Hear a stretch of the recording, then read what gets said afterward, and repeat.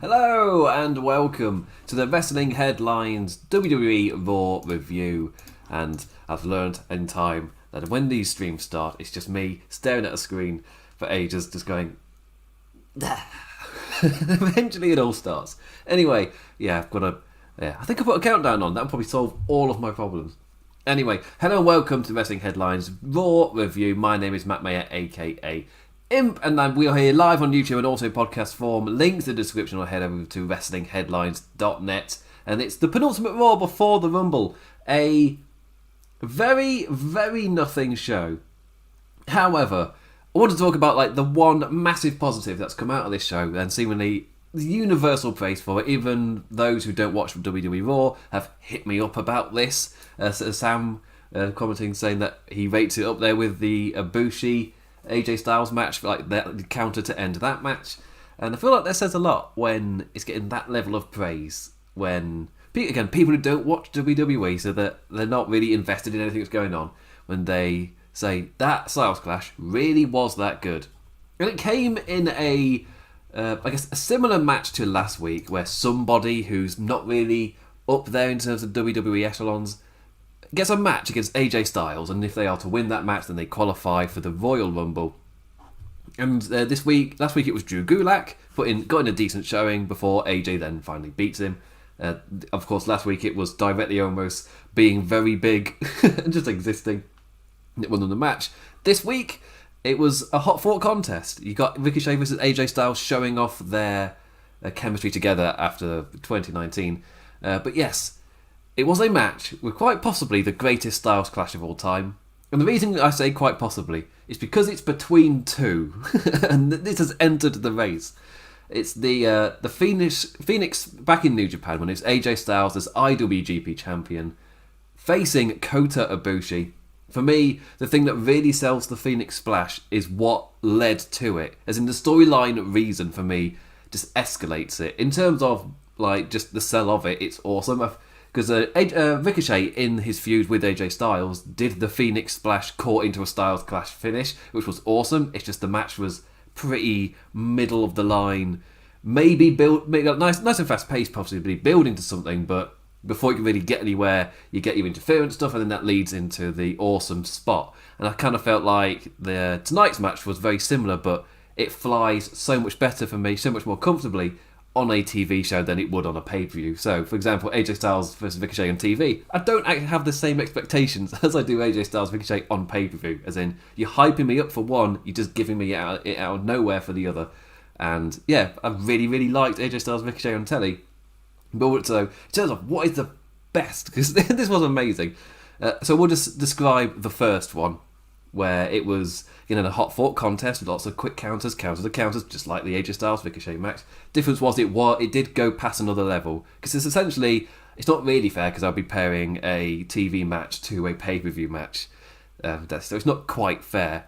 Although I might have enjoyed this Ricochet AJ Styles match more than I did the last one at SummerSlam, just because I had higher expectations for that, so when it didn't meet it, I felt a bit disappointed. But this TV match, no, it beat my expectations, so I was really happy with it. Especially after last week, where the focus just shifts to the big tall man, but this one did a much better job of shifting the focus a bit, but then he went straight back to AJ afterwards. But the Ibushi match, the ending came after Kota Ibushi's former partner, who had recently just joined the Bullet Club, jumped onto the ropes in Kenny Omega, and it was just like the first time they'd met each other since, and just the the emotions on display, where it's Bullet Club, he's meant to get up there, he's meant to cause a distraction or even push Ibushi or anything, but Kenny Omega jumps onto the apron, and he and Ibushi just looked at each other. They just stared, and Kenny Omega couldn't do anything, as in he couldn't bring himself to do anything to Ibushi. And then Ibushi concentrates back onto the match, goes to hit the Phoenix Splash, and that's what caused it. It was that distraction. It was the emotional distraction from Kenny Omega, which then gave gave AJ Styles the in to catch the Phoenix Splash. So you're just so focused on Ibushi and Kenny Omega locking eyes for the first time since Kenny Omega debuted as part of the Bullet Club, and there's just that awesome relationship between the two. And so when AJ Styles catches him, you're wrapped up in that emotion of the previous thing, and then suddenly snap back into reality with an absolutely amazing counter. Personally, that is why the Ibushi AJ Styles catch with the Phoenix Splash is right up there, and the Ricochet AJ Styles one isn't. Like, there's just nowhere near that same level of emotional connection. It's still awesome, and I think what helps as well is that level of emotion going into it just sells it better, even though they both executed it really well. That's just for me, that adds so much. However, this one, the flow of the match really helped it. So suddenly, there's that emotional element isn't there for the Raw one. However, I don't think it doesn't matter, because I enjoyed the match to a point where it elevated to this finish being hit. Again, not a pay-per-view level, but if this was like a little Teddy showcase match and it was elevating to hitting this Styles Clash, then it did a really good job of just building to this with the counters coming quicker and quicker, both men catching each other out, and it was an awesome quick-paced Teddy match, like showing their familiarity after their 2019 feud saw them wrestle, let's be kind and say, a fair bit. Lots of quick counters and reversals of reversals. Almost at ringside as the difference maker, like he's the new deciding factor between the two. He wasn't there in their original feud because it was the OC. The thing I like about Raw's like big and little dynamic with Styles and Omos is that Styles more often than not is still winning out or fighting back in the ring. Like he's fending off the athletic man and getting ready to fly with the forearm without Omos's direct interference. He is not getting on top because Omos is constantly there causing interference. Like the dynamic, I guess, with Micah and Elias in a way, even though they've immediately gone to tensions in that one. But it's that fact that AJ Styles is an amazing wrestler. He doesn't necessarily need Omos. And when Omos gets interfering in the matches, he doesn't really attack anybody. I feel like this match is where he got the most violent he's ever really gotten against anyone, where Ricochet jumped into his arms going for a dive to the outside and Omos just dropped him. Like, not really a move, just dumped the lad, spoof, splat on the floor. But I really like that dynamic. It's the first, I guess, bodyguard in wrestling in a while that feels like a bodyguard. As in he's literally taking care of people without violence, because that's AJ's job. It's like, I'm really enjoying that dynamic. For me, it really helps. It could be because Omos is green and they're kind of hiding that fact, but they've done it in a very good way, which fits both the characters at this point. So, yeah, I don't care. I don't care if there's an insider reason for it. Like, on my telly, I'm seeing it all make sense. But Ricochet then got his bloody knees up to counter the flight of the forearm with the recoil. Surprisingly, the kind of match that has both lads feeling awesome, where AJ winning it outside the ring, fighting back, and then gets countered with a recoil. It's like, yeah, both lads feel really, really good because of that. But it was Ricochet's attempted springboard that led into the flat-out amazing match-ending counter into the Styles Clash. So, Ricochet going to springboard, got caught on the top rope by AJ before he got powered up with a suplex and bounced stomach first back onto that top rope, where he rebounded and flipped to AJ right into the Styles Clash. Just amazing. The height Ricochet got, because he's stomach first on the ropes. AJ dumps him on there, bang, whoa! So like, whoa, right into the Styles Clash. It was perfectly executed. And because the match had built to that, and Ricochet and AJ Styles had both countered each other's big offense so often already, increasing again, with Ricochet countering the forearm with the recoil. It was building up, and this was like the next thing off that. The fact that the match then ended with yet another counter of a counter was, just peak, amazing. And for me, like, this kind of sums up like the Styles Ricochet matches that it has been so far in WWE for me. Like, fast paced and building with counters before an amazing final spot into the Styles Clash. This was the best of the lot by far for me. I think not having the OC there really helped, because that really hindered their SummerSlam match for me, where it never... Like, I don't really do star ratings, but the way I describe it is, it was building, it was solidly 3 stars, but it's on pay-per-view, so you're waiting for it to kick to that next gear. Then instead of kicking to the next gear, you get interference, and it's like, this feels very WWE. Then that interference then leads to Ricochet overcoming them. He then goes to hit the super move, but because of the interference, he's been distracted long enough for AJ Styles to there. Like, it's a similar idea to the Bullet Club one, but without any emotional attachment. It's just baddies jumping up and distracting him. It's not quite the same. Because, again, in the Kota Ibushi AJ Styles one, he does fight off the other ones. But there's only one that could distract him well enough. And I just love that dynamic. Because, again, the people interfering was building to something else separately in the Kenny Omega distraction. Here it's just two lads interfering, fights them off, and then that's enough for AJ. That's why, even though it's really, really good. So for me, this is up there as one of the best style clashes, and they are both very different, but they both fit the flow of their match incredibly well. I think I wasn't as amazed as I was when I first saw the Ricochet Kota Ibushi one. No, sorry, not Ricochet Kota Ibushi. They had a match, by the way, in New Japan. If you are curious, Ricochet and Kota Ibushi is a match that is on New Japan World.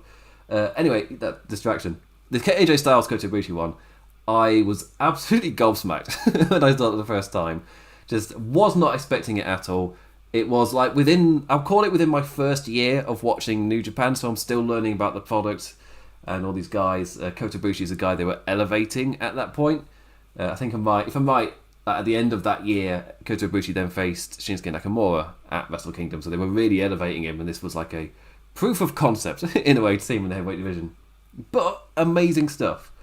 Truly amazing. I might be getting my years mixed up, I'm thinking. But still. And, yeah. I think personally, yeah, if it's between this, I feel like there's a good debate. I say debate here. People might fall on either one just because they both are so unique and so awesome. And I like that there is more than one now. Because before Ricochet did this awesome one, again, the reason it stands out is because it was different. The one at SummerSlam he'd already done in New Japan, so it didn't, for me personally, it's not going to jump out as that amazing because I'd already seen it personally done better with higher emotional stakes as well compared to the SummerSlam one again. But this was new. This was awesome. I've been going on about. I want to go over this quickly because I just wanted to hit that this counter is up there as possibly the greatest Styles clash that's really ever been hit. However, it will fall to opinion which one people prefer, and I guess you'd have to watch both matches to rate the Styles clash. If you go for pure technique, that's slightly different. Because then you can put in the Ricochet AJ Styles one from SummerSlam as well. Because it's the same spot. It's the same Phoenix Splash into the Styles clash, which is amazing. But there's the whole weight of the match in the Kota Ibushi one. That's why I rate it so much higher. So yeah, highly recommend the match, AJ Styles versus Kota Ibushi. Yeah, like right now, let's see, you can look at that and go, oh my god, like, really? The IWGP champion and AJ Styles fought each other? Yeah, they did. It was flipping amazing. Yeah, really rate it. Yeah. I mean, I've explained the story behind it if you like really care. Anyway, but so I thought I'd start off with that because that was a highlight of Monday Night Raw. I enjoyed the match. I wasn't expecting anything massive. Again, if it didn't have that ending and it was a weird, like AJ Styles takes advantage over, like if it was Retribution coming out or something, if they like, because it just appears they've dropped that storyline, they've just moved to the next thing.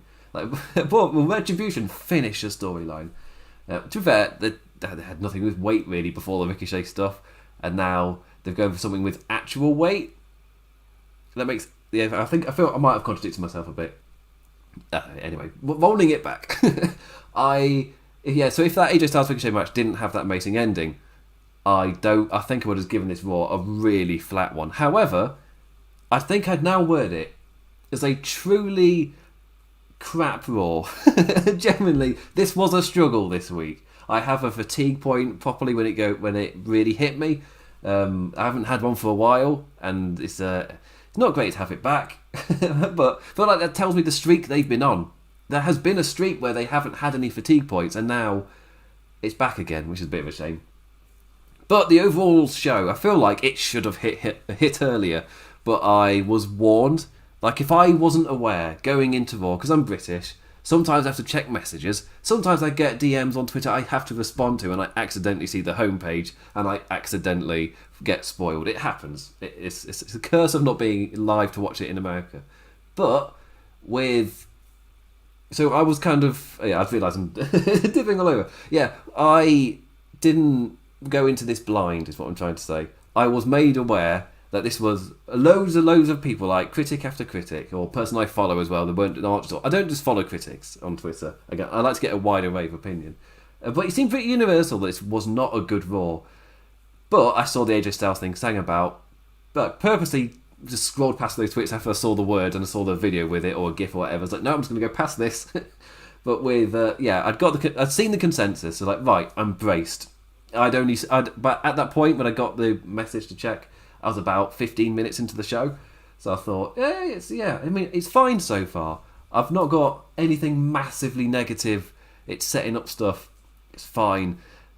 But I'd seen everyone I was talking about. I was like, well, I'll see when my fatigue point hits. But so because I didn't go into it blind, I feel like my fatigue point hit later in the show compared to if I'd gone in blind and then was like, oh my god, Alec, what is this? But AJ Styles Ricochet really lifted the show for me. Sent me to the next segment with a good spirit. The next segment was comedy for me that completely missed. It had a pop of a returning name, but it was also crap. So, if you give me something crap and then joke, oh, wasn't that crap? It's like, that's not going to win me over. You gave me crap on purpose. Going, oh, wasn't that crap? Isn't going to win me. Just don't do the crap thing. It's fine. But it was, for me, a pretty crap Raw with quite possibly the greatest Styles clash I've ever seen slapped in the middle of it. Just like a truly bad Raw. And it's a shame it was as bad as it was, because again, it's the one with, to give it a Friends title, it's the one with quite possibly the greatest Styles clash AJ Styles has ever hit. Quite possibly. Again, the first 15 minutes of this show has been me humming home the point. There's a debate, because it's up there with the other contender now. So yeah. Anyway, I would call this a very, very nothing show with an ending people are talking about. I guess actually I'll start with the ending because so many people are talking about it. But so earlier in the show we had Alexa's Playground, which by the way the lead-in for the ad break made me laugh so much. Where it's just like an amazing interview bit where Asuka's it's Asuka backstage, I think with Sarah Schreiber's doing all the interviews. Ahead of Bliss's Playground, she is asked what she's expecting and just goes, I don't know, before we went into a recap, and the edit was hilarious. I feel like the editing team watched that and put that in there on purpose, because it's, when you come back, it's just like there's no return to the promo. It's evidently just, they've just slapped the video package in there via the edit, and then she just continues her sentence like we're there the entire time. So like, I don't know, and it goes into recap. I just finished her sentence, but I was like, I'm going to go out there and be brave, and out she went. But the edit on, I don't know, it goes into, what are you expecting him when he got a thing with Alexa Bliss on the Exodus Playground? What's he going to be like? You've got any plans? What are you going to do? I don't know. Recap. I thought it was hilarious. But the Playground itself, first, Alexa addresses Randy Orton, jokes she was just going for a quick wah-wah before things got a little heated. And yes, hello WWE style of comedy with it got a little heated. And the amount of puns that she gave with we know this joke is bad delivery. But we got that a lot on this show. Which is like, you couldn't come up with anything good.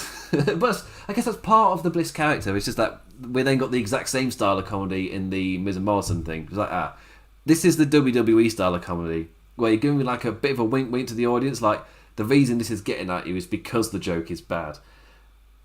But when you have everybody doing it, it just becomes, this is the WWE style. Like Shinsuke Nakamura did, I can't say his name, Shinsuke Nakamura did it on SmackDown. Like, immediately turns face, immediately gets a crap WWE joke. It's like, that sucks.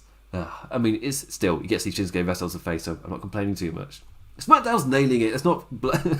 I'm really enjoying SmackDown. I can't wait. I'm hoping SmackDown keeps its momentum, because really, Raw is the only WWE product I would label genuinely it's generally bad for me. It's they're nailing the main event with Drew McIntyre again, as long as he beats Goldberg. They're nailing the main event with Drew McIntyre. However, the mid card has become like so incredibly repetitive. It just feels like a hole of just Blair really in the middle of it. Even though you get good wrestling, it's just like you don't really care about the characters, and it feels very like is it Weave? It doesn't feel like your time investment is worth it when you're watching Raw. SmackDown Like, every segment feels important to what it's building. They're absolutely nailing it. Raw feels like filler with the odd segment, which means something. It's not gonna win me over with that. But yeah, I've gone on a massive tangent. Like, honestly, I thought the Alexa Playground segment was utter crap. Like, really used to get over that Asuka is a bit scared of Fiend Bliss. And that the swing next to Alexa is occupied by him. Asuka just kind of awkward the entire time. Like, thinking she can get on Bliss's good side and everything, be like, oh, cool and okay. So she thinks she can do that with fun and dance. I think she started dancing. It's like, oh, this is awkward. Let's cheer everybody up with a dance, and then Asuka's music plays as she has a dance to her own entrance music. It's just really weird. Alexa Bliss then saying no dance, just shouting at her, but less childishly than I just delivered it then. But yeah, it was so awkward and weird. Like, I get that it's Bliss struggling without Bray. Like, she's leaning heavier on the Fiend's guidance, but that doesn't mean the execution of the segment was any good. Like, I see what beats they're trying to hit, and I wouldn't label the beats bad. I don't mind the idea of Bliss, like, she's not quite the same with Bray, and she is leaning heavier on the Fiend, which isn't good for her, but she's doing that in his absence. But it's just that it doesn't mean that he executed the beats that well. I feel like that's going to be a repeating thing with the Bliss stuff, especially on this show, where I can see what they're going for, and I wouldn't even call that bad. I wouldn't even call the idea bad. Even on paper, I wouldn't say it was truly bad, even if the dialogue for it is. Like, the general idea is fine. However, the execution's off. It's just, I don't feel like it's done that well. I'll get to it when I get to the main event, which I'm going to jump to after this bit. But you can't really both be subtle and make sure the kids in the back row hear you, which is, I feel like, just getting across that this swing was somebody occupying it. It's like, make sure the people in row Z know what's going on here. This is a bit... but then that led to the main event later in the show. An interesting choice for me to main event after an oddly paced Raw. Or is it emblematic of the show? Where, I feel like it was a bit of an odd choice to close the show off. However, this makes Alexa Bliss the first female to close out and main event Monday Night Raw 3 episodes in a row, which is an achievement. You could bet Becky Lynch probably would have broken it by now if she wasn't off being pregnant. There's got to be a better way to word it like that. If she wasn't raising a child. There you go. But Bliss... it's the Fiend's character kind of main eventing, and Bliss has been involved with that, with the feud with Randy Orton as well. I found this segment interesting. Like, without Randy Orton, without Bray Wyatt, the Fiend still main evented via Alexa Bliss. Again, don't mind it in concept, don't mind it in writing, it's just in execution. I'll explain myself a little bit later. Asuka in the match going for the tactic of just kicking the creepy lass. Like, it can be creepy if I kick you in your face. Like, Asuka looking the champion, but also, for me, a bit too easily scared by anything Fiend-like. Like, after the break, we immediately came back. Sorry, I realised I completely missed out a bit. During the match, Alexa was doing the odd creepy thing, but then the lights switched to like a purpley pink, and Alexa smiled as we then went to break, and we returned, and after the break, we immediately came back to a very different looking Alexa. Her hair all tied up, where it was down in the pigtails before, and now with black lipstick and a very calm demeanour. Also a completely different outfit, like way more gothic than the, I guess, brighter colours of the like playground Bliss. I don't know what to call her. I can't use that phrase. The other Bliss. I gotta think of a phrase. That's my homework. Think of a phrase I can actually use to describe the two different Blisses, or just Alexa and Fiend Alexa. There you go. Anyway, the commentators going into ultra serious mode as they try and decipher what Bliss is doing, like that for me just took me out. But the point was somewhat got over. The Fiend version of Alexa being showcased kind of for the first time. Like, no longer going for Bliss's moveset like we saw the mandible claw attempt and the Sister Abigail nailed the final point. I mean, like, none of this felt like Asuka had a reason to be as terrified as she was. Like, Bliss did things, then Asuka reacted, and then the commentary reacted to Asuka's reaction. Like, we were being told it was scary rather than showed it. And that's my massive con on this. The entire delivery of this. This is what I meant by earlier when I said, but I'll go into why it felt a bit off for me. Again, on paper, not a bad idea to showcase the Fiend stuff, and then Alexa does the creepy thing, Asuka reacts to the creepy thing, commentate a little bit creeped out as well. That's kind of how they've done the Fiend with Bray, so just repeat that kind of feeling.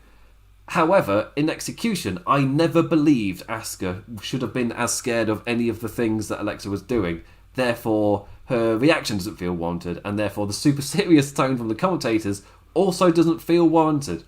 Which, again, bit of a shame. Like, I mean, at least Fiend Bliss shook off offense. I will say that. Asuka giving her like a mighty kick, and she shook it off. She shook off that offense into the Sister Abigail like it was nothing. And one thing I did like in terms of execution was flickering back to giggling, playful Alexa after the match. I liked that. I thought that was a good touch at the end of it. Because I feel like long term, they did hit the beats. They told the story they were meant to tell, and it didn't fail to tell the story. They did that, which means long term you can use all of this stuff. It all still works. You can build on it, improve it, which again, with a live show like this, that's the kind of thing you expect. But I would say the delivery's off. Again, I don't dislike the beats they hit. Like, the Fiend isn't dead because he lives through Alexa. Like, through her, he has his way back in. It's like, yeah, I really like that story on paper, but honestly, I felt like the delivery of both segments tonight weren't executed well. Both just feeling a tad off, and having commentary going to full serious, talking quietly mode really didn't help. Again, it didn't feel earned. What I was seeing seemingly didn't warrant either of those reactions from both Asuka and the commentary in tow. I will say, we found out with the Wrestling Headlines End of Year Awards, which I did with Sir Sam, that those who are into the Fiend stuff are really into it. So it's hitting for them. It's hitting for somebody. I know, because again, I presented the awards with Sir Sam. That show's here on the YouTube channel, and I think in the podcast stuff as well.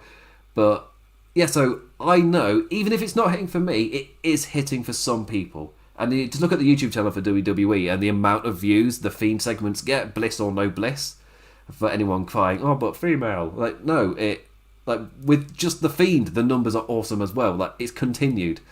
For me, that's saying something. Like, this style of storytelling, it really is hitting for some people. It's not for me. It's stayed in that point of, I get what they're going for, and I don't mind the beats they're doing, but I feel like the execution's off. I can see the idea. They get the beats across, but with the execution off. There, with the execution off, both. I guess part of it is like both segments felt so incredibly staged that I'm never going to buy any of it. Like, I'll never get invested in a bad stage play with $1 million production. And that is my review of the Alexa Bliss stuff. Yeah, I don't mind the story they're heading into. I just don't think it's been told very well. But yeah, which makes it really bloody difficult to argue on Twitter. That's why I haven't. I've just left it. I've got no idea how to word all of this like in a tweet, but maybe those final two quotes do it enough. It's just like, no, I can't say, oh, thing going for equals bad, because technically that's not what I'm saying. It's the method of delivery of said beats, and here is my examples. And already, I'm over the word limit by then, which really doesn't help. Yeah, sip of tea. Actually, I got a gulper there with that one. I need a... Enjoy imp drinking tea. Yeah, anyway, I'm going to go through the show in order now. I've hit on a few segments already, so hopefully get through it relatively quickly. Other reason to get through it relatively quickly, this Raw, I didn't enjoy it. Didn't enjoy it at all. So I'm going to be happy to have gone through all my notes and I'm done with it. So hopefully I'm done relatively quickly, just to blast through this genuinely not a great Raw. Kicking off with a quick Randy Orton promo from the dark. He's wearing a mask because of the burns.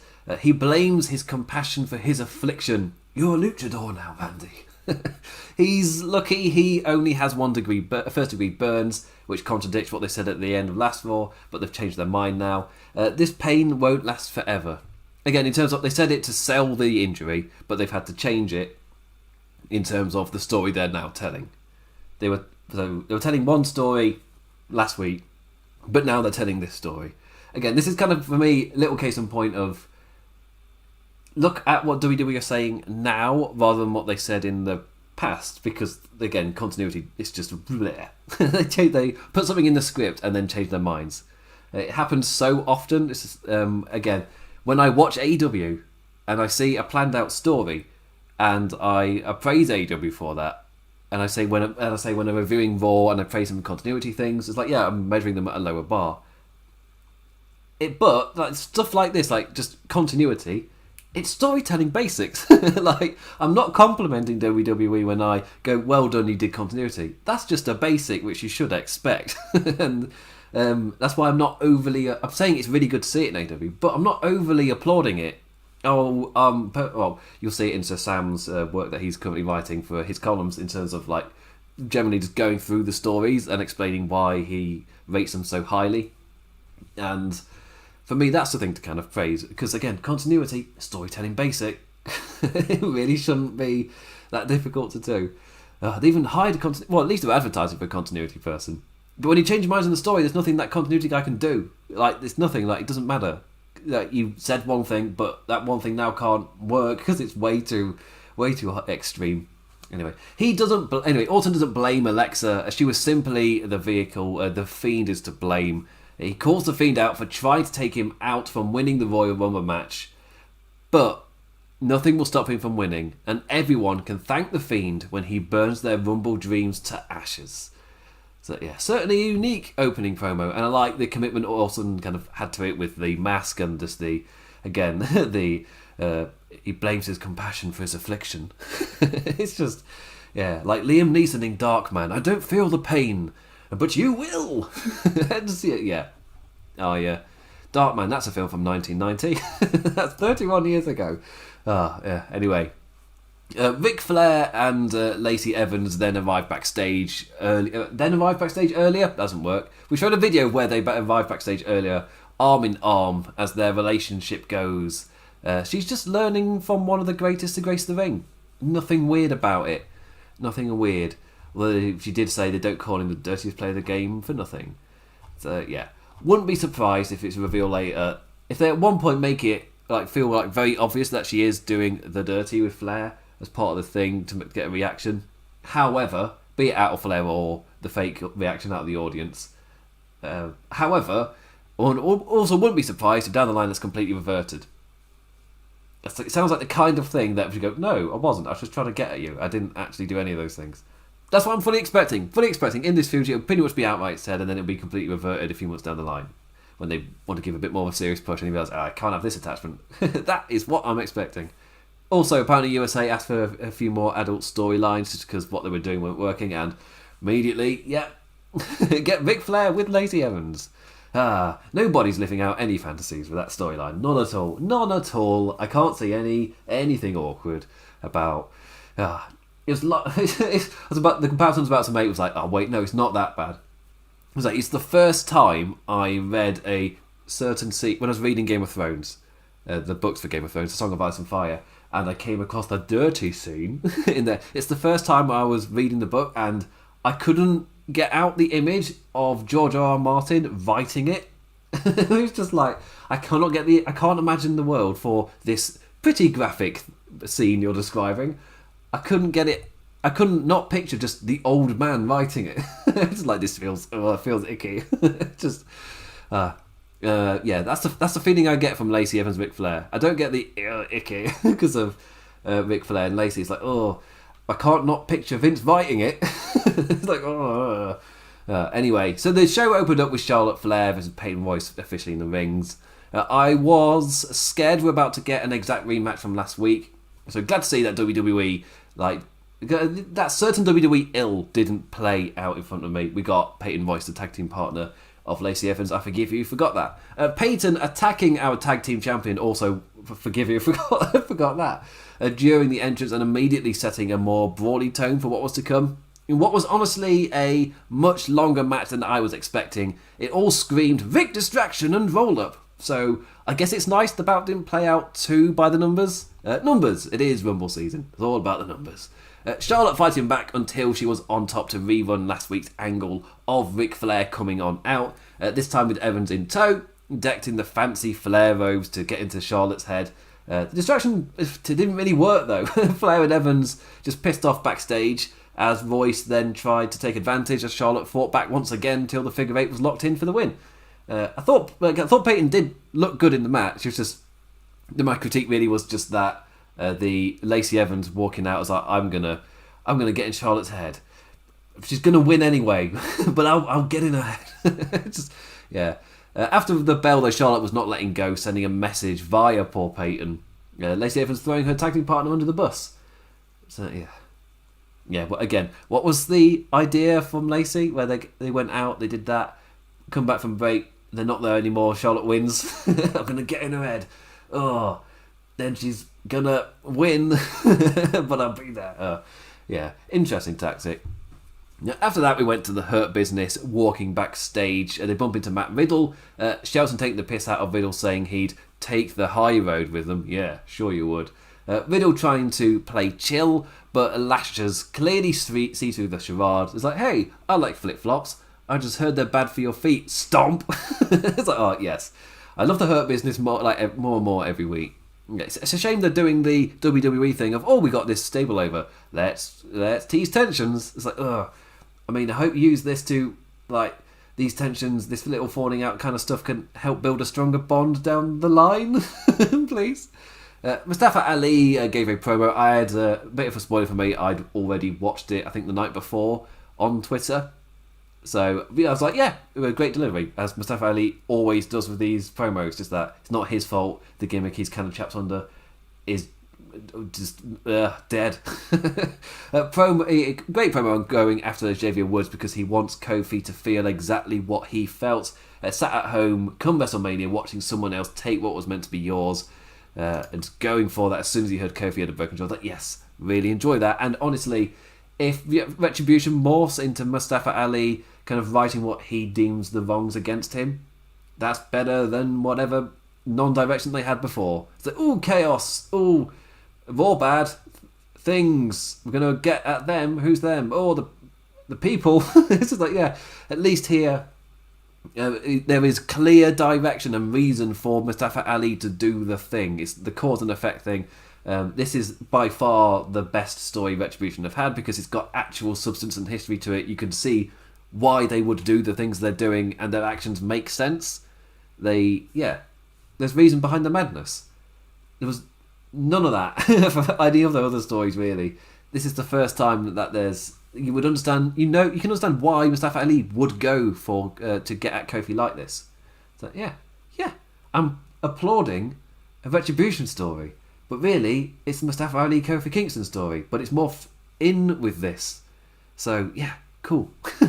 You can use Retribution to build up Mustafa Ali without him ever wrestling. Obviously, you hold it for the pay-per-view.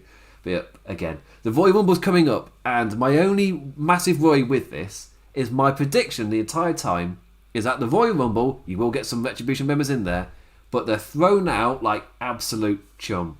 just jobbers just entering to get eliminated, even quickly in some cases. Like Mustafa Ali may even get one elimination.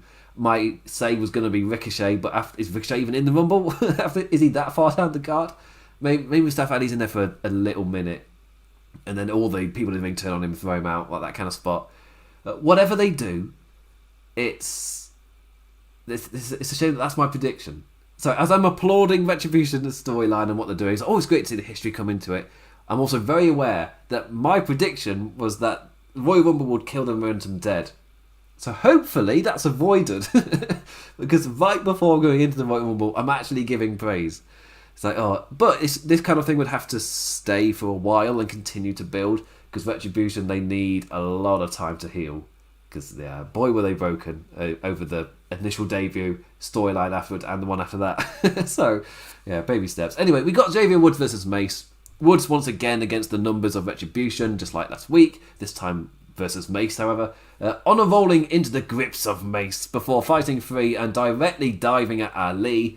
After that, the group went into no-nonsense mode at Ali's direction, each member picking a side of the ring and alerting Xavier.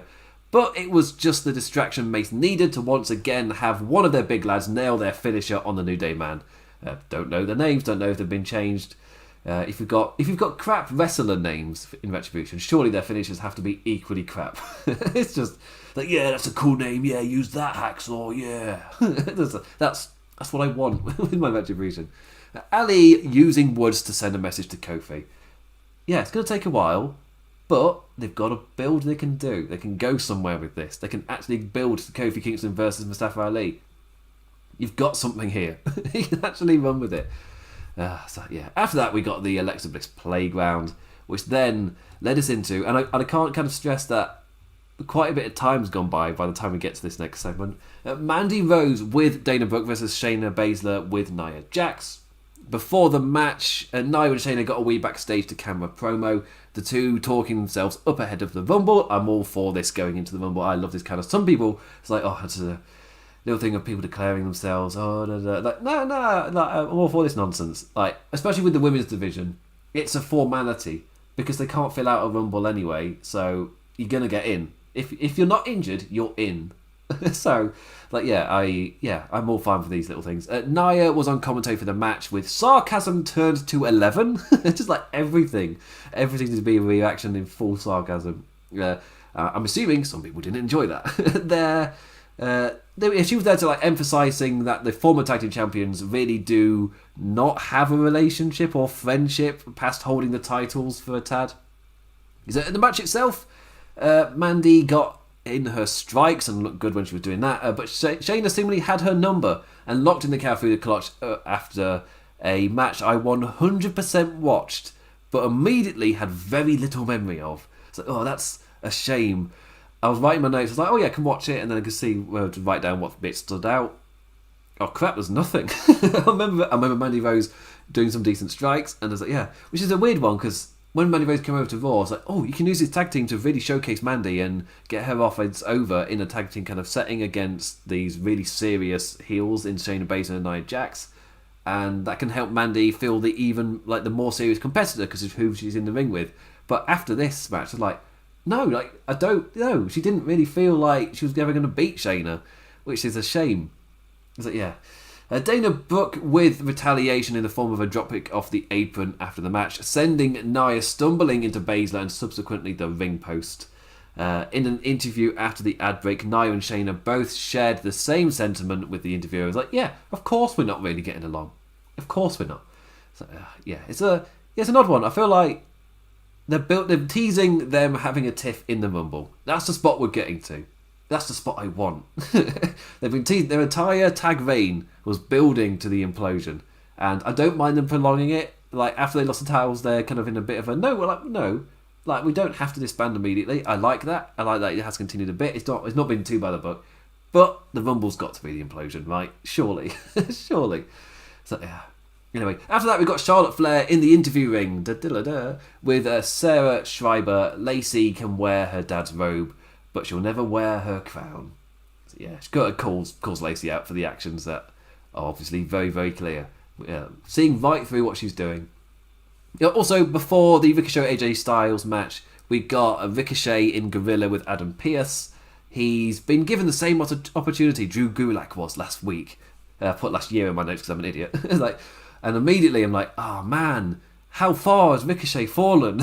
Just this time last year, well, not this, in a few months kind of time after the Rumble, we had Ricochet involved in Brock Lesnar's elimination with Drew McIntyre, and then in Saudi Arabia we got the big Brock Lesnar Ricochet match where in the build Ricochet was made to look like a bit like an idiot, a bit like a weakling. It was like, well no, come the match you'll get a little bit of a showing before getting destroyed. Come the match, just gets destroyed. He would look weak in the build, look weaker in the actual match, and then afterwards there was just the thing immediately, like me and quite a few of my, I say colleagues because not everyone is obviously works wrestling headlines, but just the senses of, I think that's it. Like there is no bigger picture here, and after that, like we're going to see him struggle for a bit because he's lost so much momentum. But that is not a quick remedy to get him to feel like a serious competitor again. I feel like it's been long enough now where if we were to build something, we would start to believe it. If you built over time now, it's been enough time. Like a year for me, like just shy of a year is enough to then start to hit the reset button and go with something for Ricochet. But the thing that immediately hit me was, oh yeah, I remember after Saudi, it was like, no, we'll wait and see. Because can we go to him? We can get an awesome like shock of confidence and then he rebuilding back up kind of little story. Where a year later, and his story is he can't qualify for the Rumble. There is seemingly no recovery storyline. He's just bleh, just flattened out, just completely flattened out after it. It's like it's for me. If I was again for WWE, the kind of praise that I've given other promotions and things in the past is like, yeah, if you're gonna squash Ricochet like that, have the storyline set afterwards. Like, it's not just a bleh, now what do we do with him? Well, we sort of lost all his momentum. We can't really. Alright. Like, what? No. Rebuild the man. No. Anyway. How far he's fallen. He had this match with AJ Styles probably helped a bit, like having such a strong match, but I mean, Drew Gulak got to look strong a bit before getting knocked loopy. So, yeah. But it's got to... So anyway, he's one of the lads that's now got to prove he can compete as other lads are just announcing themselves for the Rumble. It's like Ricochet's in the bracket people who aren't proven to enter the Rumble when he was so integral in last year. It's like, oh my word. I will say AJ Styles then came in, and I do like AJ ripping into Pierce for his actions over on SmackDown. It's like, hey, it's just nice to see continuity. Like, yes, it's storytelling basic. Big picture is I really don't mean this as a good thing when I applaud its presence. But, yeah, I like AJ doing that. It's nice to see it. So, yeah. After that, obviously that led into Ricochet, AJ Styles, which I've applauded. Which then led into what I've already kind of teased. It's WWE comedy. It's the dirt sheet. And it's like, well. I personally felt like we've been on a decent run with these. Like, these sheets had not been complete dirt for a while. Back on Smackers, this was like one of the most hit and miss segments for me.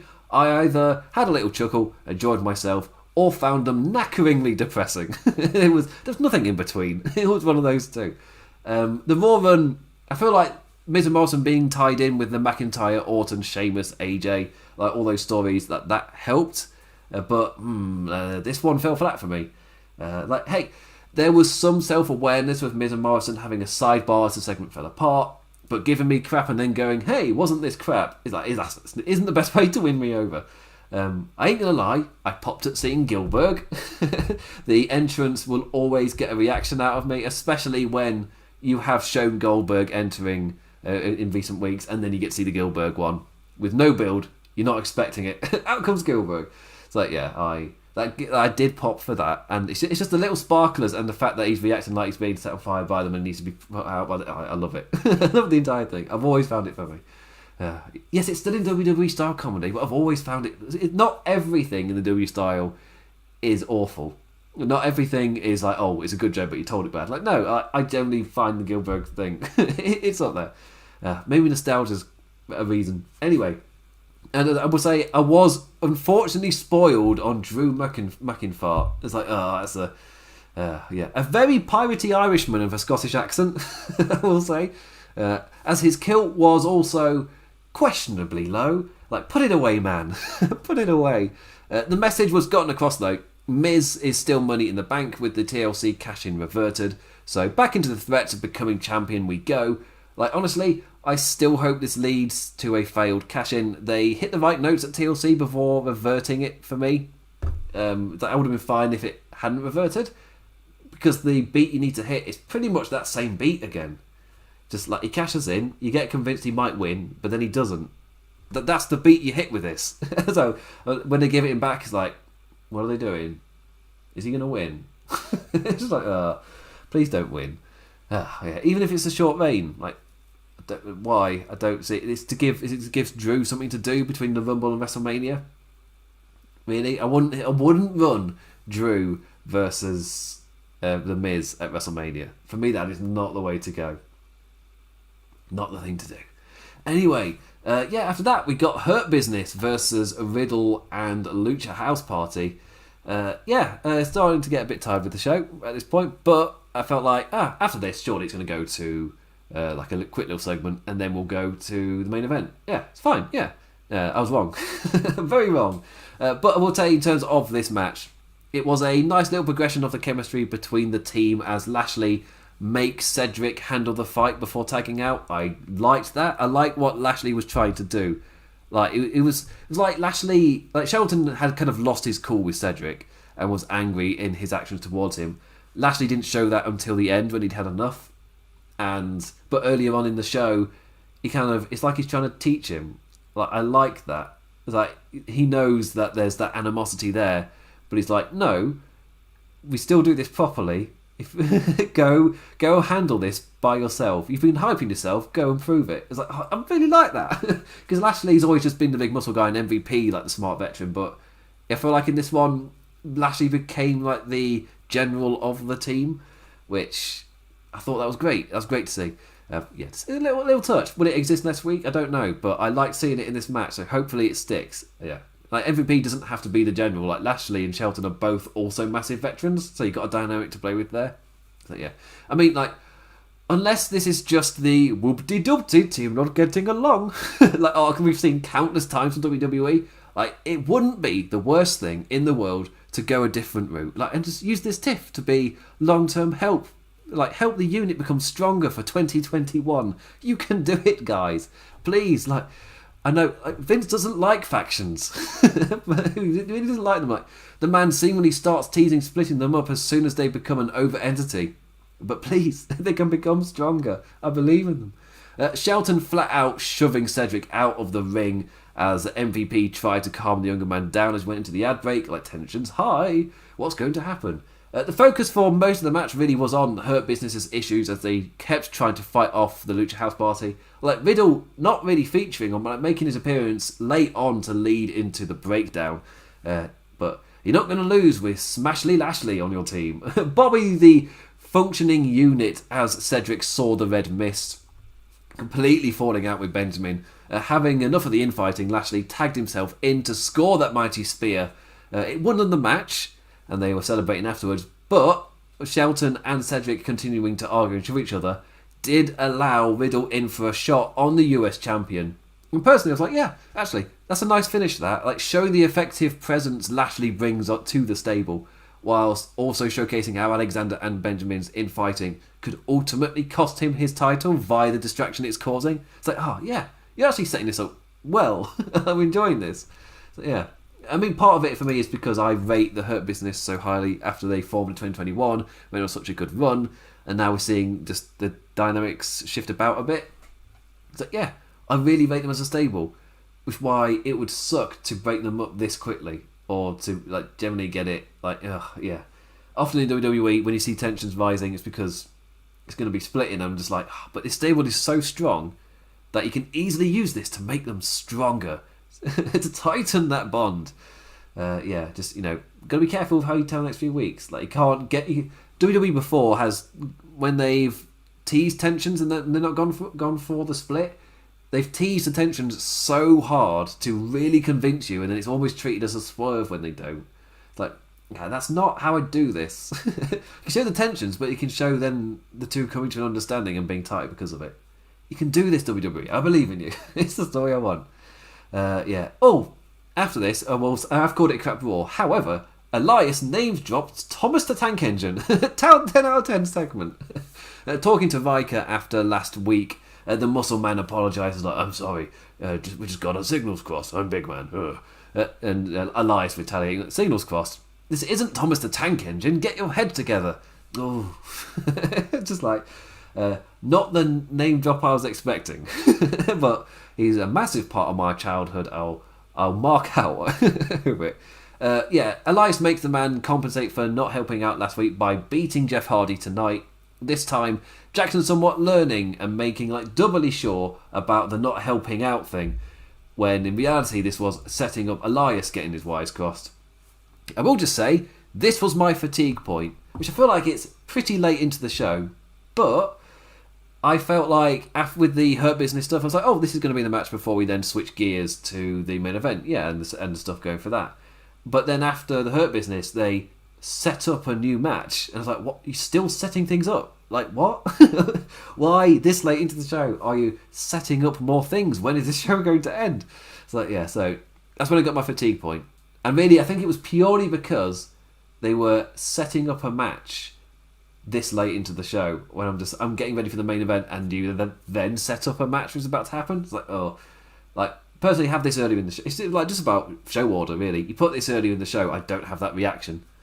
If you go from the Hurt Business straight into McIntyre, or if you even announce the match early in the show, so this isn't really setting it up, it's showing us something we already know is going to happen. So yeah. Anyway, Drew McIntyre with a quick video for us in his home gym with a message for Goldberg. With nothing else to focus on, he's going into the Royal Rumble with complete intensity. If Bill's not amped up with that fire in his eyes, then Drew will eat him alive next Sunday. Drew is a very, very good promo, especially as the champion with honour. It's just something about his delivery for it where you believe every word he says. So yeah, bloody nailed it. And I feel like the fan reaction to Goldberg, or at least the nerdy fan, it's aligning perfectly. The way Drew is talking, the way he's addressing Goldberg seems to align with that perception really well. So we'll see what it's like next week when they come face to face, when Drew has recovered. We'll see. Yeah. We'll also know there was the photo going around of Ric Flair and Hulk Hogan just in a bar, just hanging out this past week. Where it's just like, Drew's at home having got COVID, and Ric Flair is on television, and they're out in a bar just socialising as if there's nothing going on. It's like, yeah. But obviously, I'm saying this as an English person in lockdown because it's that serious, because so many people are dying. We are in a full-on lockdown. Yeah. And to see that coming out, it's like, what is America doing? It's like, yeah. Yeah. Anyway, Jeff Hardy versus Jackson Riker with Elias. This week's winner of the feud that will to shift gears a tad. Hardy and Elias is this week's winner of the feud that will never end award. How long has it been? Like November, even October? Was it like immediately after they moved over to Raw with the draft? So like October, November, December. This is month number 4. Jesus, for this. Yeah, they've still not moved on. But yeah, Hardy bringing the intensity as Riker tries to prove himself to Elias's leadership. However, in spite of his muscles, Jeffrey managed to get in every one of his signature moves. I was like, oh, that's a shame. That can't be. Because it's late at night, it's cold. I should have worn my hoodie. Even the deadly headlock wasn't enough. With Hardy up on top for the Swanton, hit that finisher. He's hit all of his signatures. Now it's time for the finisher.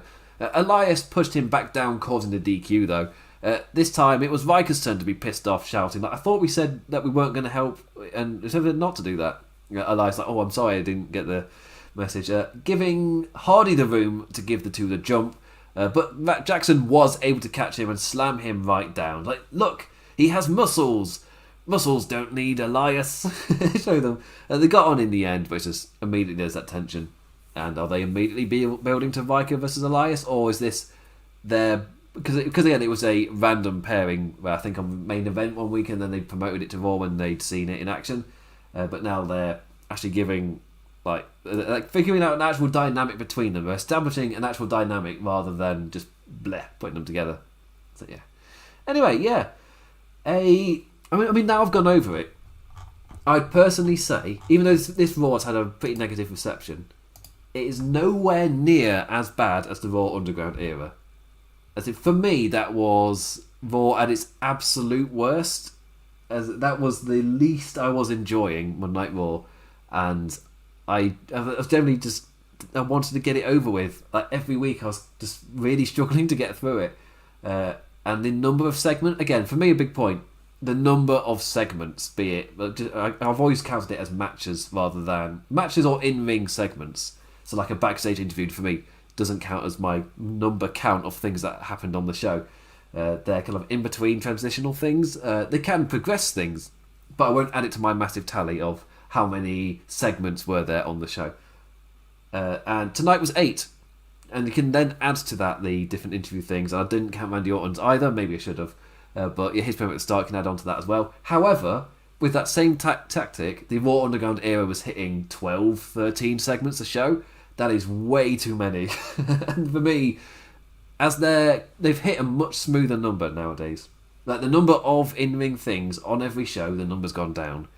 And that's the thing two things that have immediately helped that are 24/7 title just disappearing, which I've not seen much chatter on that. It's just vanished. But it really does help. It appears every now and then, but it really does help with the flow of the show, not interrupting it, surprisingly enough. Same with Raw Underground. 24/7 Championship and Raw Underground both disappearing has made Monday Night Raw incredibly watchable in comparison to what it was. So even though I'd say this is the worst Raw I've seen in a while, it's not the worst Raw I've seen within a year.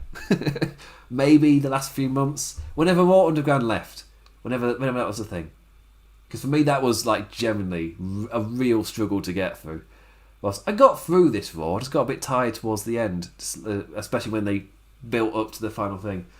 So, yeah. But I would say as well, in terms of would I recommend the show for you, I'm realising, because I was going into the Stars Clash and a random sidebar, going to Ibushi and stuff like that, I forgot to give my kind of sentence phrase thing review for the show. I think I would say you can skip the episode. Watch AJ Styles' Stars Clash, and if you want, check out the Bliss stuff at the end.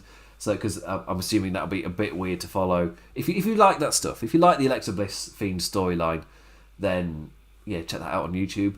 Then just don't watch the rest of the show. The rest is things bubbling under the surface, whilst also not massively progressing anywhere. So you can skip the show. Like I feel like a massive part of that is Drew McIntyre getting injured, so you haven't been able to do anything with your biggest match, and that's kind of a big deal. But really, this show felt very nothing, and the segments they were probably relying on to hit didn't hit for me. We got an amazing match in the middle. I'm a massive fan of the Hurt Business, so I feel like it's always great to see. But yeah, pretty flat Raw for me. Best way to explain it. Skip. That's the best way to put it. Yeah. AJ Styles, Ricochet. Don't even have to watch the match, just watch the Styles Clash. And the, I guess, main event, if you're into the Fiend stuff. That's a massive clarifier on that. The massive asterisk, is if you enjoy the Fiend stuff, you check out the main event, because it'll probably hit for you again. Yeah, skippable. Skip it. No need to watch it. Save your time. Again, if you've only listened to me, you've not watched Raw, you've just listened to me, I guess, thank you for trusting me to be that your door in rather than that. Yeah. Anyway, that's the end of the Raw review.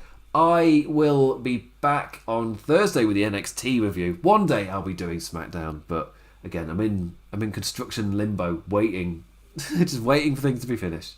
I've also been streaming on Twitch over at The Implications with a second S. If you want to check that out, I'm currently playing Yakuza 0, aka that involves me reading lots of dialogue with whatever random voice comes into my head, and the chat has started recommending accents, so it's going swimmingly. I don't rate my scouts, but I'm going to be getting some practice. You can follow me on Twitter at the damn Impercat. Please do check out all the columns at Wrestling Headlines as well. Top one from my man Andy on the AEW. How do I sum it up in a word? The AEW story with Impact. There you go, did it. Great, both praising and critiquing the current way it's going. I love it, critiquing it as well. You wouldn't know that by the comments. Because obviously, give any praise to AEW. It doesn't matter if you criticise them afterwards, obviously. Yeah. Still waiting on that check, Tony. Still waiting on that check. We gave Full Gear a good review. We gave AEW, the fans, we convinced all of the readers to vote for AEW. And they won the best promotion of the year. Where's our dollar, Tony? Where's our dollar? Anyway, that's all the things. But thank you for watching, liking, subscribing, belling if you're on YouTube, 5-starring if you're on, if you can do that, via the podcast thing. If you really do want to donate to Wrestling Headlines / LOP Radio, via the LOP Radio RedCircle, you can donate specifically to that. That'll be donating to the reviews to help us get through with this, but also all the other shows we've got on there, which are mostly like Kingdom of Honor, which pop up onto this channel every now and then as well. Jam Man often joins me for AEW and New Japan stuff when we do those aftershocks. And is there something else? Oh, it was WWF Legacy Series, massively going through the WWF, which is also on RedCircle. But if you want to donate to LP Radio as a whole for all of that stuff, you can go to RedCircle and do that there if you so wish. Anyway, that is, I think, everything. I think tomorrow I'm streaming on. I'll be joining Ash from the Wrestling Shorts YouTube channel to join him for a stream, I think. Wait and see. So if you want more me, you can go to that. Anyway. Thank you for all of this stuff and everything, sticking with us forever. And with that, I bid you adieu. Adios. Not drinking this tea. It's cold.